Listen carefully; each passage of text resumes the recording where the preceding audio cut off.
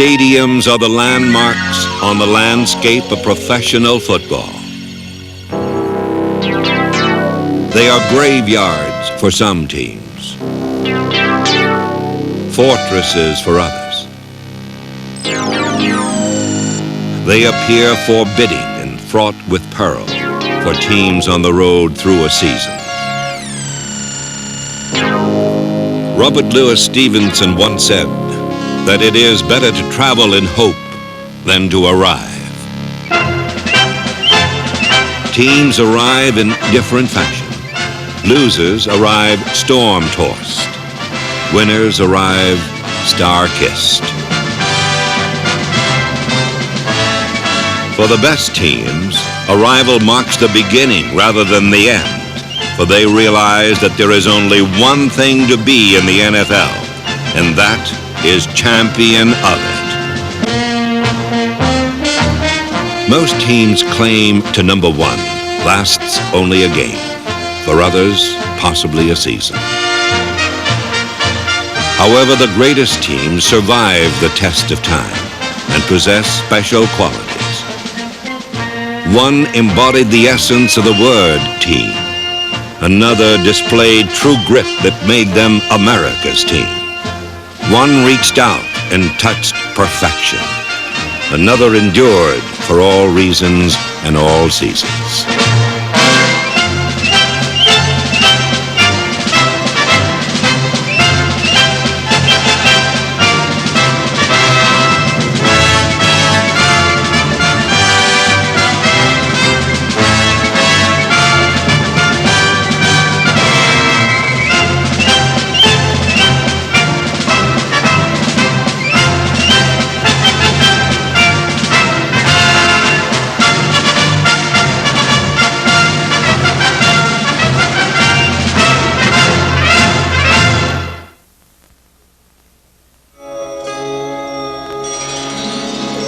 As professional football evolves into the 1980s, the elements that make the game sparkle today can be traced to Los Angeles, California, over 30 years ago, where the modern pro offense was born. Offensively, the Los Angeles Rams were decades ahead of their time, and in 1950 were the most explosive team in the history of the sport.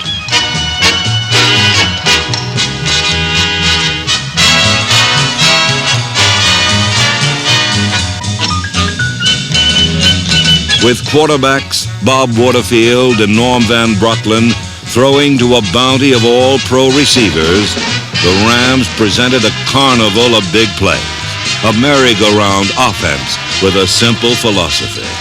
To hell with how many points the opposition scores, we'll just score more. In one season, the Rams scored 466 points, 39 a game. A pinnacle unmatched by any NFL team before or since. Ironically, the Rams did not win the league title in 1950. That distinction belonged to a group of upstarts, the Cleveland Browns, who joined the NFL and won the championship in their first year of play. Their creator, Paul Brown, was a master innovator. The fabric of pro football was altered by this man and his team. From sending in plays from the sideline to the invention of the face mask, it was Brown's intention that everything his team did would be ahead of its time, and that meant being the best. Quarterback Otto Graham and a thundering fullback named Marion Motley fueled a string of 10 consecutive division or league titles.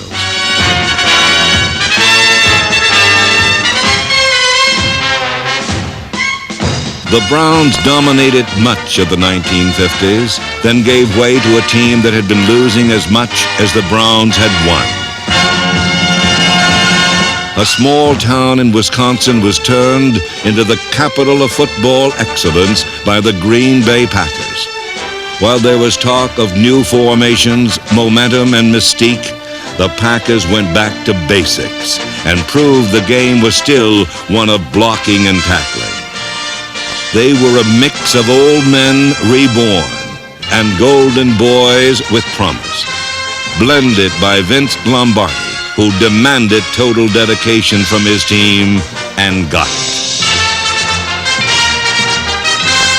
The Packer offense was not explosive.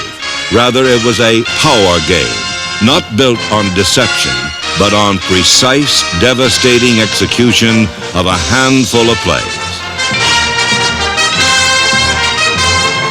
From the simple screen pass to the sweep to the trap play, their charge was as unified as Patton's Third Army.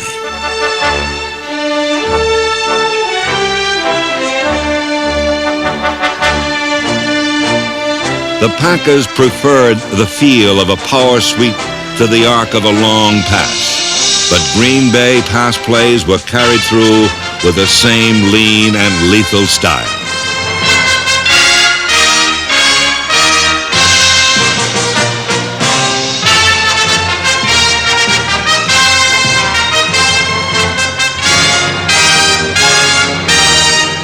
Lombardi emphasized simplicity on defense as well.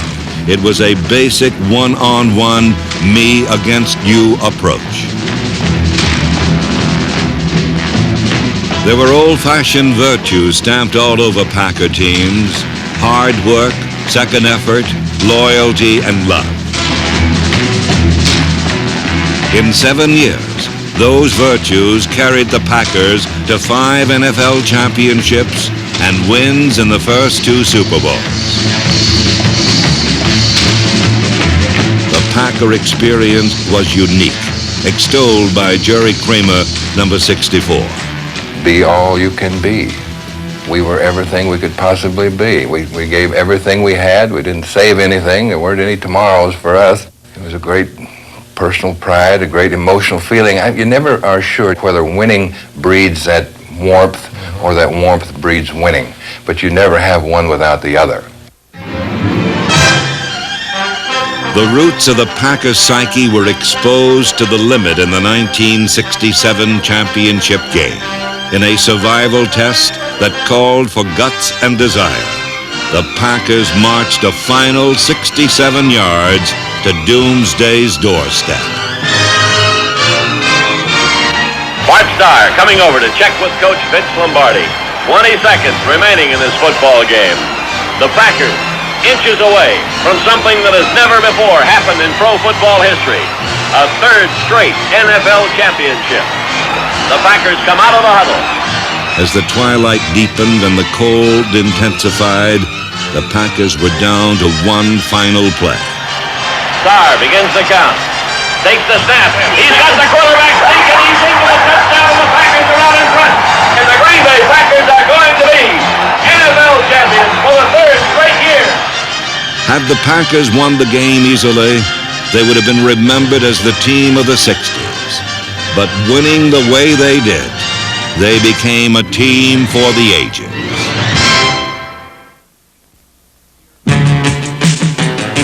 In an era where teams ascend and plummet like comets, the Oakland Raiders have remained a fixed star. 17 straight winning seasons, 9 division titles, 2 Super Bowl championships. From top to bottom, managing general partner Al Davis designed the blueprint for the organization. While Davis patterned Raider uniforms after the Army football team, the Black Knights of the Hudson, he shaped their image after Blackbeard the Pirate.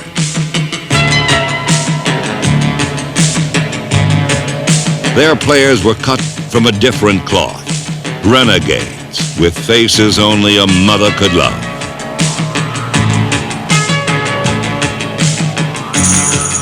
The Raiders cultivated, then reveled in their ominous image.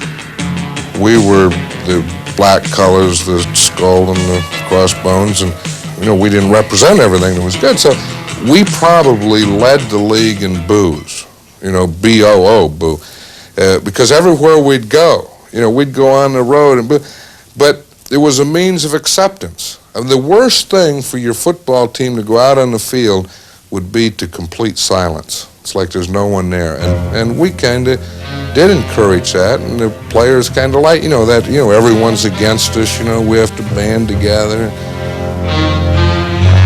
Nowhere was this thinking more evident or more persuasive than on defense, where the motto was, might makes right.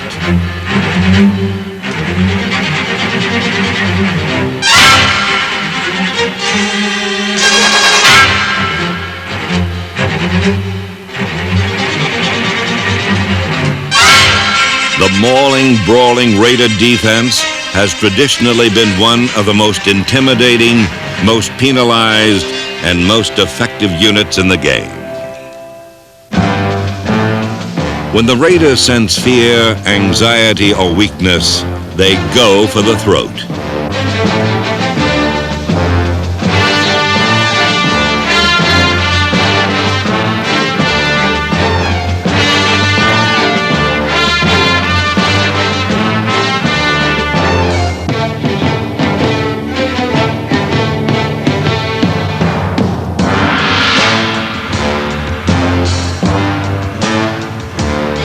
Beneath this unwavering, ferocious image was a compelling, flexible philosophy.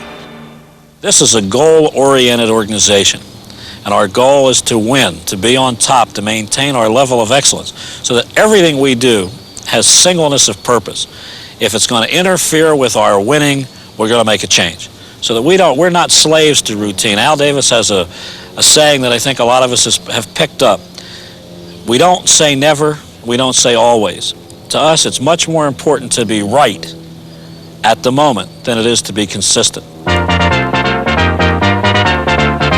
Al Davis dresses in the past, but thinks in the future. He is called the genius, and his signature is written on every offensive play. In the deeply rutted path of conventional football, he paved some artfully new directions. Davis disdained possession football for an all-out assault on the end zone. Every play was designed to reach the scoreboard.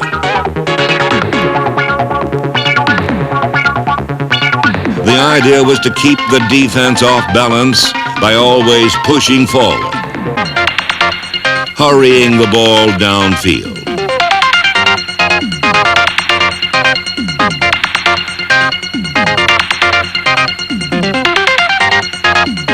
The Raiders became the second highest scoring team over the last 20 years by developing an offense that made the long pass as reliable a weapon as the off-tackle play.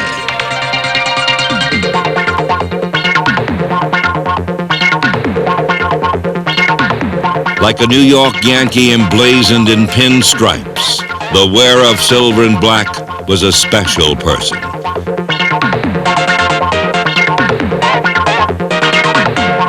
In their search for these special players, the Raiders operated as lone wolves, ignoring talent pools and scouting combines. Men like Fred Biletnikoff, number 25, fit hand in glove with their unique system. When we bring people in here, we're looking for people who will fit the philosophy of football that we believe in. For instance, when LaMonica was here, he was known as the Mad Bomber. We didn't throw long because we had LaMonica. We got LaMonica because we wanted to throw long.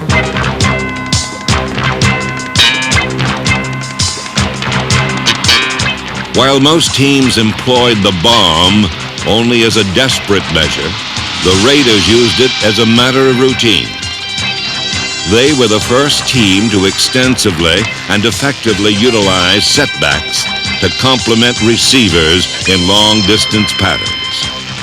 Oakland knew well that linebackers were ill-equipped to cover running backs in the open field.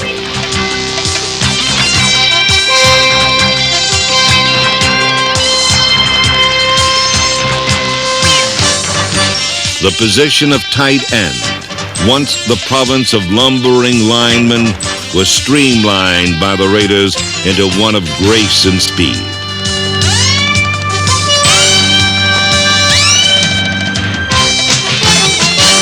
Oakland also tinkered with old notions about offensive linemen and came up with a lineup of giants. Many chuckled when they transformed the huge college All-American tackle named Gene Upshaw into a guard. As usual, the last laugh came from the Raiders. The Raider running game effectively counterpointed their ambitious passing philosophy.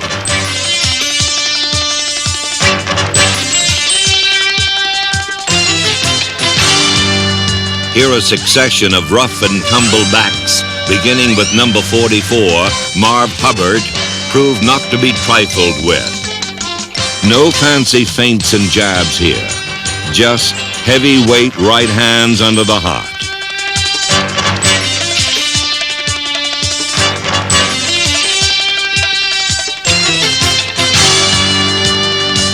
The Raiders have been the winningest team over the past 20 years.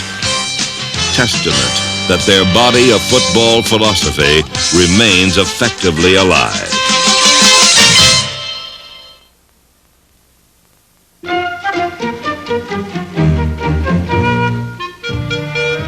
The Raiders were a team of character and characters, and despite their reputation as an ill wind, there were some breezy, free spirits.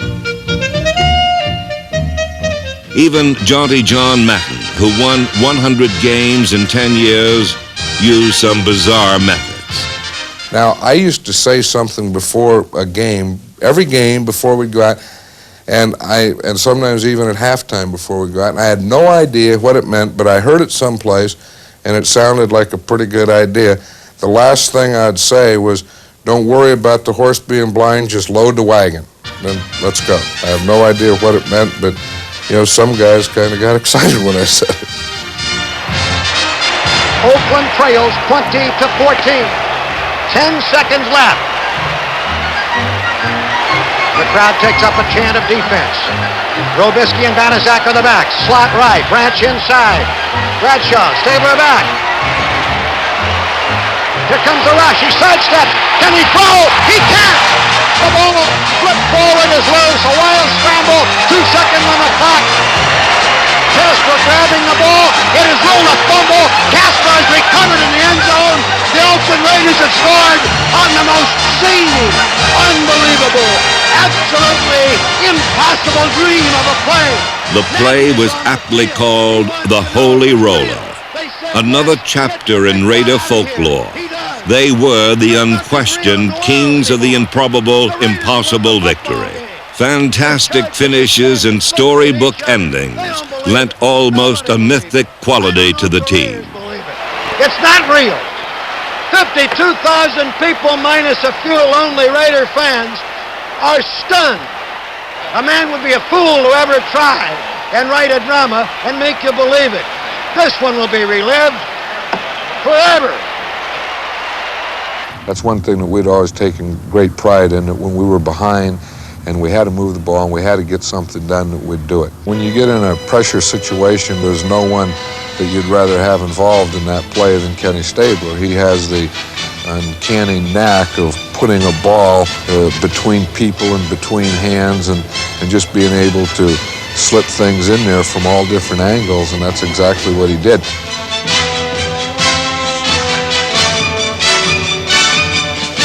Kenny the Snake Stabler possessed a Midas touch, and the Oakland Raiders found a pot of gold under his rainbows.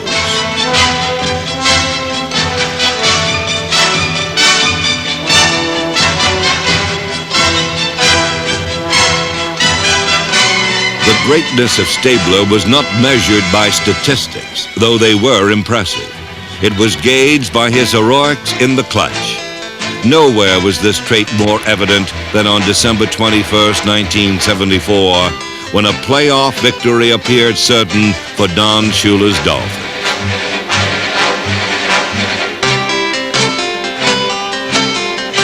Here he is, fading, looking. He's under the gun. He's caught, he throws. It is.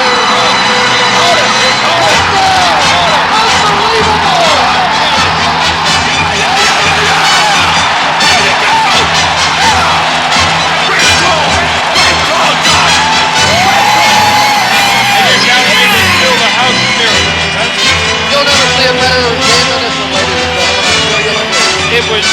Even though it was called the greatest game ever played, it was not until 3 years later that the Raiders were considered a great team.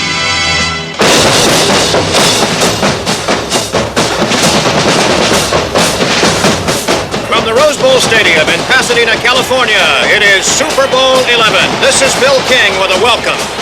There are no substitutes for a world's championship.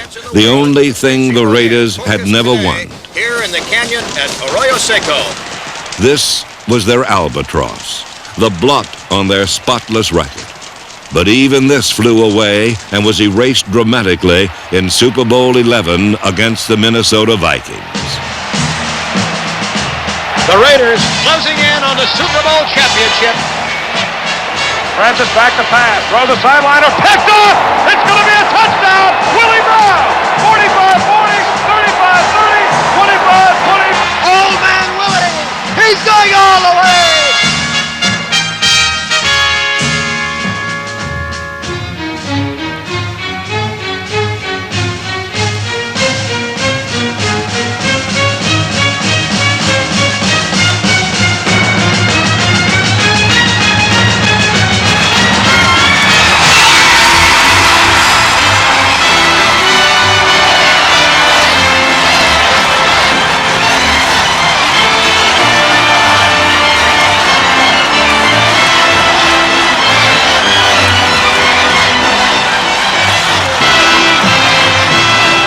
Victory elevated both the Oakland Raiders and John Madden to pro football's most exalted station. 3 years later, another World's Championship with a new coach and new stars confirmed the Oakland Raiders as one of the best teams ever.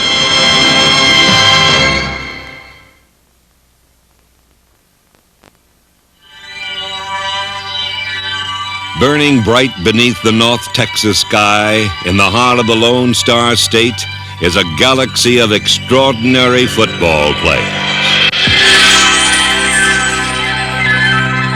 They are the Dallas Cowboys, a freewheeling, all-American, star-kissed team.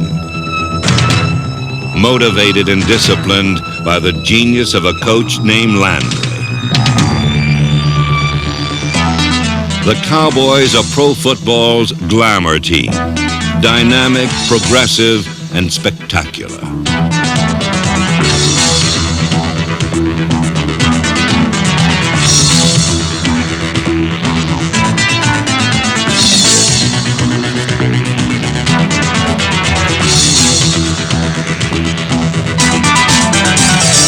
Consistency is a Cowboy trademark, underscored by 15 straight winning seasons, 11 division titles, and 2 world championships.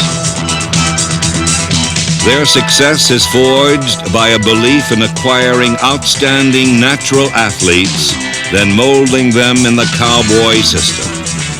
Athletes like Bullet Bob Hayes, number 22, who went from Olympic champion sprinter to all-pro receiver. The Cowboys seldom allow time for rebuilding, since winning waits for no such luxury.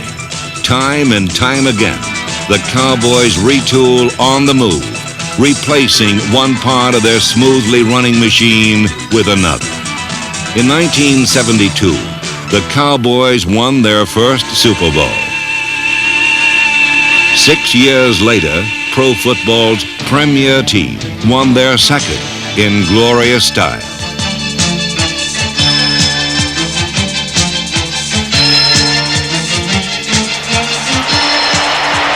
Roger goes deep across the middle, way downfield, and Butch Johnson caught! Touchdown! A sensational diving catch by Butch Johnson, the Cowboy! A world championship is the ultimate achievement in any sport. But Coach Tom Landry has learned more along the way to the Super Bowl than by winning. I don't think I would enjoy my profession if I knew I was always a winner. I think it's really the chase that's important. It's the challenge that you're after, much more than the winning. The chase begins with defense. In a royal succession of leaders, from Bob Lilly to Randy White, Cowboy intensity is handed down from one generation to the next. always the mix of budding stars and all-pros. They perfected the innovative flex defense that boiled in a melting pot called Doomsday.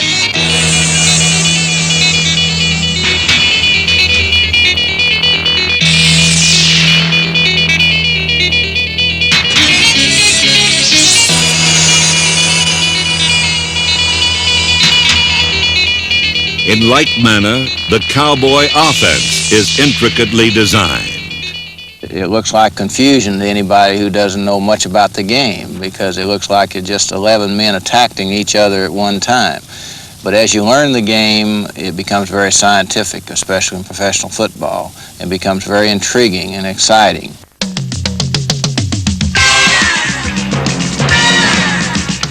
The Cowboys approach the end zone like a team attending a buffet supper, sampling a wide range of delights before finishing the meal.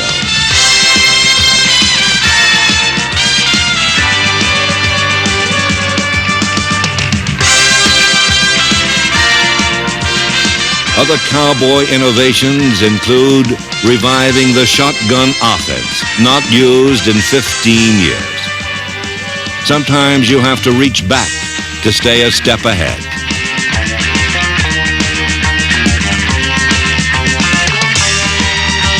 What makes the Cowboys so appealing is what separates the good teams from the great ones: the ability to come from behind to win. Shotgun formation, Staubach looking into the face of a four-man rush, throwing, caught, springs. Go. Touchdown. Touchdown, Rod Springs. Given a win-or-else situation in the closing moments, no team was ever better. You gotta love them. I mean, you gotta love the Cowboys. They're the most exciting team in the NFL. They can pull it out.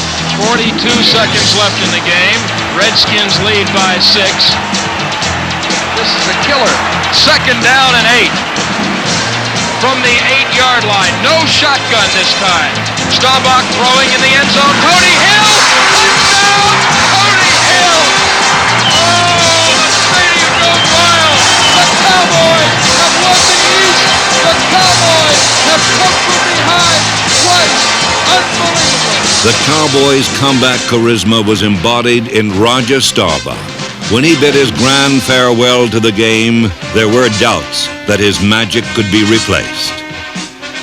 But Danny White, who had watched Staubach miracles from the sidelines for 6 years, had that same penchant for saving lost causes with last-second heroics. Comes the blitz again. Danny back to throw into the end zone. Caught! Touchdown! From Bob Hayes to Drew Pearson, from Bob Lilly to Randy White, and from Roger Staubach to Danny White, another Cowboy transition was complete. It's not so much that the Cowboys win football games, it's the manner in which they win that makes them one of the best ever.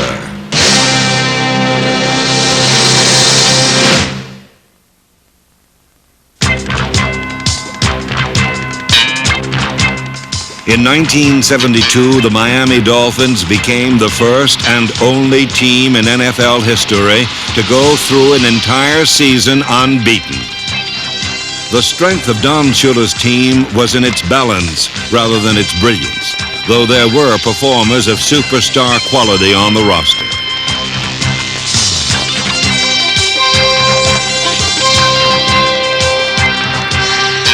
Basically, Miami ran a conservative, straight-ahead offense that featured number 39 fullback Larry Zonka. It was grinding, steady, mistake-proof football. On defense as well, Miami allowed its opponents no margin for error.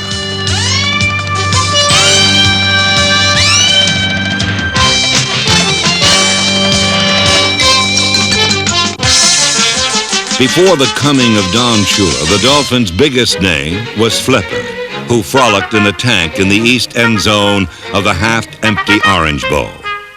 The fans who were there enjoyed the sun more than the outcome of Dolphin games. But Shula soon changed sunbathers into flag wavers. as Miami earned instant success under his command. In 1970, Shula's first season as coach, a team that had won only 3 games the year before, won 10 and made the playoffs. In his second season, Miami won 12 and reached the Super Bowl. In 1972, Shula's third year, the Dolphins were literally unstoppable, winning 17 straight, including Super Bowl 7. Brainy Bob Greasy was the Dolphins' leader on the field. He quarterbacked an offense that broke a 36-year-old record to become the greatest running team in NFL history.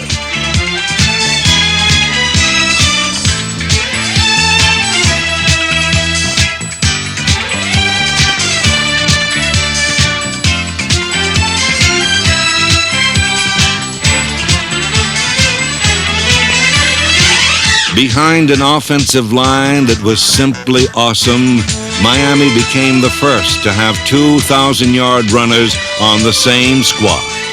The inside man was Zonka, the prototype of the bruising fullback. He was perfectly complemented by the outside moves and speed of number 22, Mercury Marks.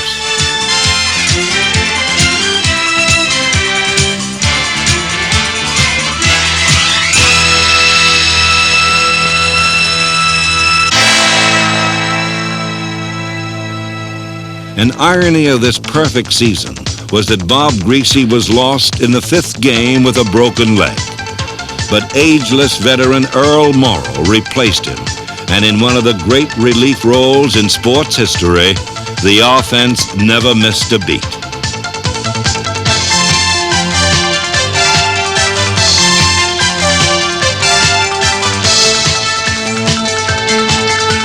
Miami's famous no-name defense also came to the rescue, performing brilliantly and often putting points on the scoreboard themselves.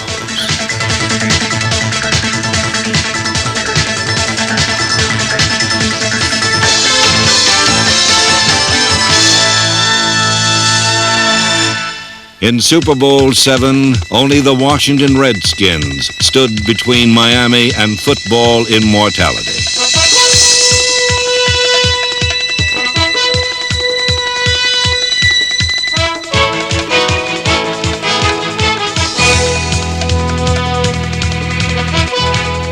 The Dolphins defeated the Redskins and ended the year with 17 wins and no defeats.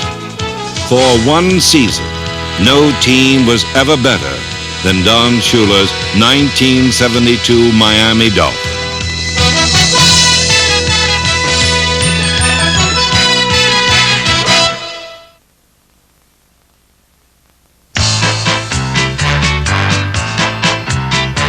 For 40 years, no team was ever as bad as the Pittsburgh Steelers.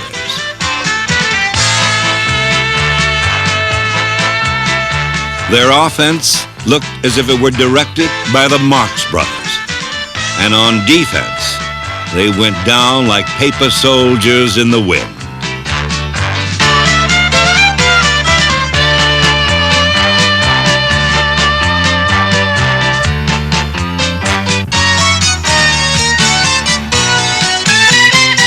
But the Steelers' sad story became ancient history when owner Art Rooney hired Chuck Noll as head coach. Noll came from a winning background with Cleveland and recalled that the Browns used to make fun of the Steelers. Upon accepting Rooney's offer, Noll vowed no one will laugh at this team ever again.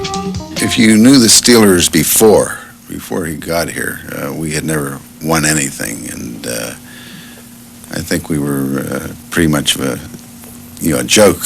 When Coach Noll got here, it's sort of like Moses leading the people across the Red Sea. In just 4 years, Noll rebuilt the team, and in 1972, the Steelers made the playoffs for the first time. For connoisseurs of destiny, it was a day to remember. Bradshaw running out of the pocket. looking for somebody to throw to, fires it downfield. And there's a collision. It's caught out of the air. The ball is pulled in by Franco Harris. Harris is going for a touchdown for Pittsburgh. Franco Harris's immaculate reception marked the beginning of Pittsburgh's remarkable rise to power. In the following years, they would win more games in more different ways than anyone ever thought possible.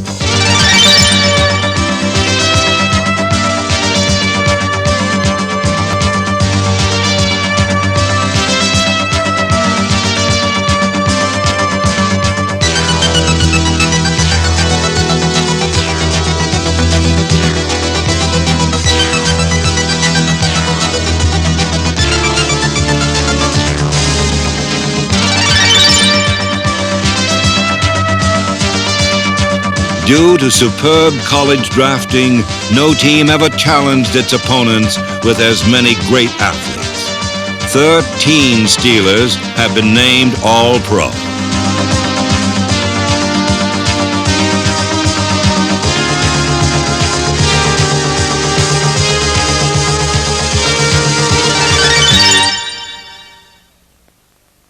Here comes Terry Bradshaw now. Where's that? Terry. Good luck today, baby. Okay, Franco. Watch yourself. See you later. Okay. The NFL's #1 pick in 1970, Terry Bradshaw, experienced an erratic rookie season. But Noel never gave up on the talented youngster. This was paramount, for Pittsburgh had a history of impatience with young players. The most glaring example came in 1956, when a free agent named John Unitas was given a quick look and found wanted. Earl Morrall, who was traded by Pittsburgh in 1958, went on to lead Miami to the Super Bowl. Len Dawson, the Steelers' top draft pick in 57, was gone by 59. And Jack Kemp, who won championships for Buffalo, was cut in the mid-50s. But Bradshaw was allowed to mature, and he gave Pittsburgh stability at quarterback for the first time. He also had one of the most powerful throwing arms ever seen, and the Bradshaw bullet became legend in Pittsburgh.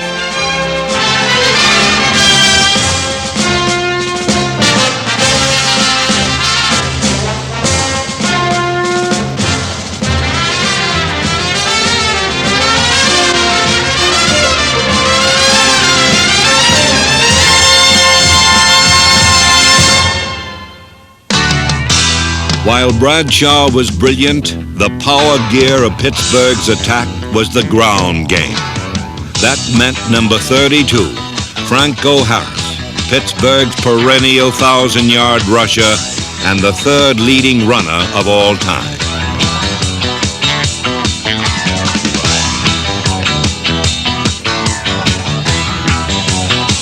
Bradshaw's arm and Harris's flying feet were just two elements in the plentiful package of Pittsburgh talent.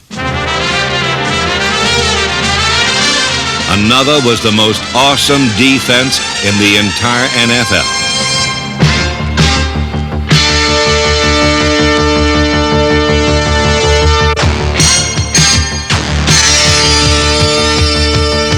Pittsburgh's steel curtain simply manhandled opponents with sheer physical strength. They played swarming, smothering defense, punctuated with a kind of vicious individual tackling that caused the enemy to forget the football.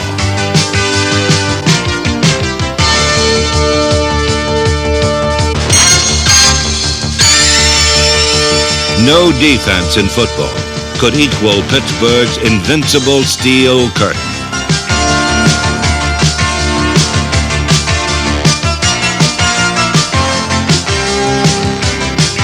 In the mid-70s, Pittsburgh won with defense and Franco Harris.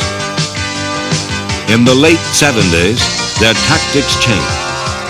Everybody knows we run Franco, and everybody's trying to stop Franco. And so we just said, fine, you stop Franco, we'll throw the football.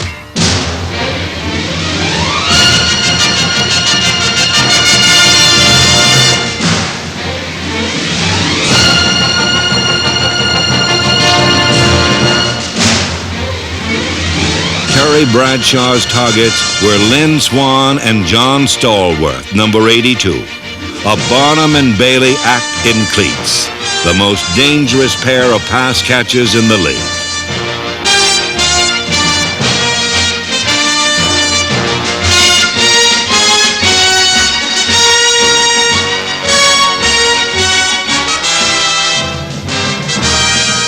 No story about the Steelers would be complete without Pittsburgh's fanatical following. Steeler country included such characters as Hollywood Bags, Mean Joe, Mad Dog, and Arrowhead Ernie. It was a collection as colorful as Steelers fans themselves, and no one appreciated this close-knit camaraderie more than the Pittsburgh players. Pittsburgh is a close community. It's tight. They do get involved with this football team, and as I say, they adopted this football team, and we belong to them. That's my Pittsburgh Steeler right there. They're really tremendous fans, and they will not be outdone by any other National Football League city. You want to see the killer for Cleveland today? Yeah. Right here. We got the Italian That's whammy. That's the big red pepper, Italian whammy. We put it on. That means Cleveland can't do nothing. NFL films never seen the red pepper. That's right. Give him the red pepper. And I tell you, wait a minute. Here's the kicker. This you got to see. I know you ain't never seen this in your life. Here's the man right here inside. There it is. Little Italian hunchback. There's the killer. But the real killer was the terrible tower. It posed an insurmountable obstacle for Pittsburgh's opponents.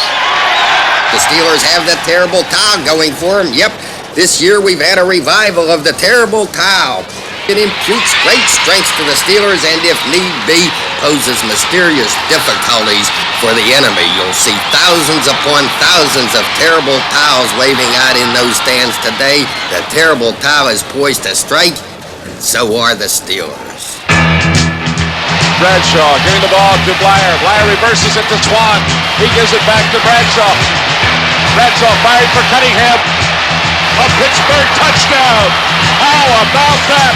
A Pittsburgh touchdown to win the ball. Of all the cheers during the Steeler dynasty, the most welcome was heard in 1974. Pittsburgh's going to the Super Bowl. We got a feeling. Pittsburgh's going to the Super Bowl. We got a feeling. Art Rooney's team won the Super Bowl in 1974 and again in 1975 against the Dallas Cowboys.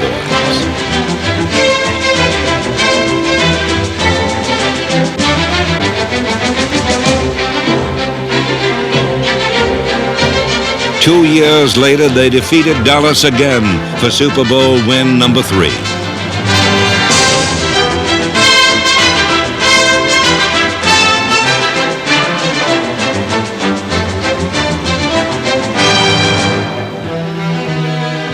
Then in 1980, they won over the Los Angeles Rams in Super Bowl 14. The Pittsburgh Steelers made up for 40 years of defeat with a decade of victory. A decade unequaled for sustained excellence. 8 straight playoff appearances, 4 Super Bowl championships.